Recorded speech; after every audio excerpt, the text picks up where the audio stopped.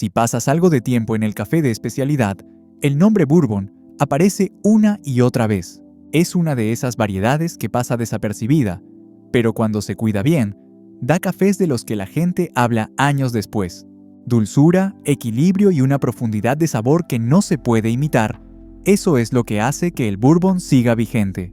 Aunque da poca producción, es propenso a plagas y casi se ha perdido varias veces, los caficultores y tostadores siguen apostando por él. Veamos por qué. El Bourbon no comenzó en América Latina. Apareció primero en la isla de Bourbon, hoy llamada Reunión, en el Océano Índico. Los misioneros franceses habían traído plantas de café de Yemen a principios de los 1700, y con el tiempo, esos árboles de típica mutaron en algo ligeramente diferente. El resultado fue Bourbon, una variedad con más ramas laterales, rendimientos algo más altos y una reputación de dulzura excelente.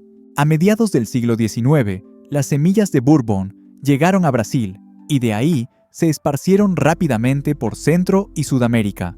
Para principios del siglo XX, el Bourbon estaba sembrado desde El Salvador hasta Guatemala y Colombia. A los caficultores les gustaba porque producía más que el típica y sabía mejor, y los gobiernos distribuían activamente plántulas de Bourbon como parte de programas nacionales de café. Por décadas, fue la columna vertebral del café latinoamericano. El Bourbon no es solo una variedad. Tiene varias mutaciones naturales de color, cada una con sus propias peculiaridades. El Bourbon rojo es el clásico. Cerezas rojas, cuerpo sedoso y sabores que a menudo se describen como chocolate, caramelo o turrón con una dulzura cremosa. Es equilibrado, familiar y todavía muy valorado por la calidad en taza. La desventaja es que es frágil, necesita buena altura y cuidado constante contra las enfermedades. El Bourbon amarillo apareció en Brasil en los años 30. Sus cerezas maduran a un amarillo dorado en vez de rojo. Químicamente lleva más fructosa, lo que le da a la taza notas de fruta más brillantes, como durazno, plátano, toques tropicales, con una dulzura parecida a la miel. Se volvió popular brevemente por sus rendimientos más altos antes de que los híbridos lo dejaran de lado. Pero en el mundo de especialidad, el Bourbon amarillo está disfrutando de un renacimiento.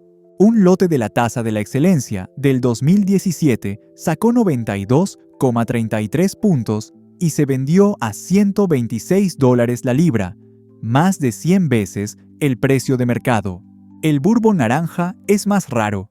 Encontrado en El Salvador, parece un punto medio entre rojo y amarillo, con cerezas que se vuelven de un naranja brillante. A los caficultores les gusta por sus sabores cítricos vivaces, mandarina, cáscara de naranja, pero es una variedad complicada de cultivar y cosechar.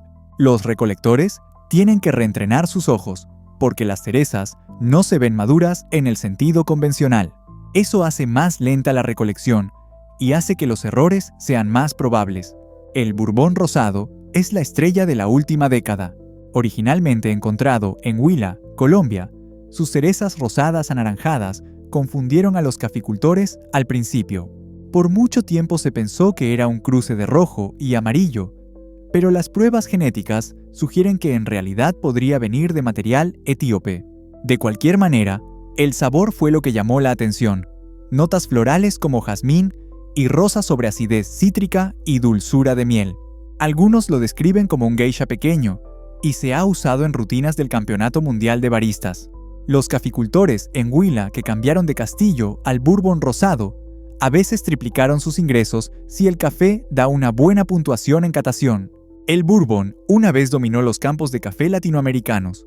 Hoy, mucho ha sido reemplazado por híbridos que rinden más y resisten la roya. Pero el Bourbon todavía importa, especialmente en el sector de especialidad. Brasil todavía cultiva algo de Bourbon amarillo y rojo, principalmente en Sul de Minas y Cerrado. Los volúmenes son pequeños comparados con la producción total de Brasil, que ahora está dominada por Mundo Novo, Catuai y híbridos relacionados, pero los microlotes de Bourbon todavía consiguen primas y tienen peso en las subastas. Colombia vio la mayoría de su Bourbon reemplazado por Castillo después de los brotes de roya de finales del siglo XX. Pero el Bourbon rosado ha provocado un pequeño renacimiento. Los caficultores en Huila, Cauca y Nariño ahora lo cultivan específicamente para el mercado de especialidad. El Salvador es el bastión del Bourbon. Más del 60% de la producción de arábica del país todavía es Bourbon, más Pacas, una mutación enana del Bourbon, y Pacamara, un híbrido de Pacas. Incluso después de que la roya devastara las fincas en 2012, muchos productores replantaron con líneas mejoradas de Bourbon en vez de abandonarlo. Guatemala mantiene el Bourbon en lugares como Antigua, donde los suelos volcánicos y la altura le dan a la variedad un balance clásico de chocolate y fruta. Muchas fincas mezclan Bourbon con Caturra, pero los lotes puros de Bourbon de Antigua siguen siendo un punto de referencia. Panamá es conocido principalmente por el geisha, pero el Bourbon todavía se siembra en Boquete y Volcán. No alcanza precios de nivel geisha, pero produce tazas limpias y dulces que a veces pasan desapercibidas. Honduras y Nicaragua dependen principalmente de híbridos para volumen, pero el Bourbon sobrevive en algunos lugares, especialmente en alturas, donde los caficultores pueden vender microlotes a compradores de especialidad. El Bourbon es quisquilloso, quiere altura, idealmente entre 1200 y 1800 metros y temperaturas estables. Los árboles de sombra ayudan a hacer más lenta la maduración, lo que mejora el sabor, pero reduce los rendimientos. No es tolerante a la sequía, así que las lluvias irregulares son un problema. Y su mayor debilidad es la roya del café. El procesamiento, sin embargo, es donde el Bourbon brilla. El Bourbon lavado resalta claridad y dulzura, con notas de caramelo y cítricos. El Bourbon natural amplifica lo afrutado, produciendo tazas con cuerpo denso y sabor afrutado, como mermelada. El Bourbon amarillo natural de Brasil es famoso por esto. El proceso honey o miel queda en un punto intermedio, manteniendo la dulzura del Bourbon mientras agrega cuerpo. Los caficultores también experimentan con procesos anaeróbicos o de maceración carbónica, especialmente con el Bourbon rosado, que responde bien a fermentaciones inusuales. El Bourbon hoy está en una encrucijada. Una tendencia importante es el auge del Bourbon rosado. Lo que empezó como una variedad de nicho en Huila, ahora es un fenómeno global. Parece que va a mantenerse en demanda, aunque la oferta seguirá siendo limitada. El cambio climático es otro tema urgente.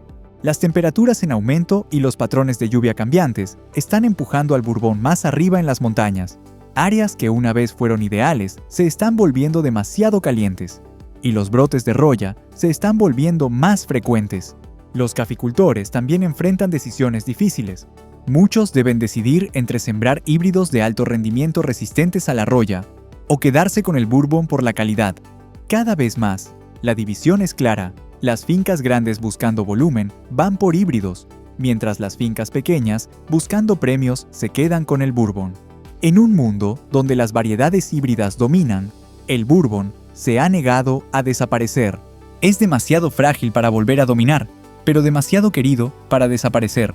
Para los caficultores, es una apuesta que puede valer la pena si llegan a compradores de especialidad. Para los tostadores, es una variedad que señala calidad y herencia. Y para los bebedores, frecuentemente es la taza dulce y balanceada que nos recuerda por qué el café puede ser más que solo cafeína. La historia del Bourbon es una de supervivencia contra todo pronóstico.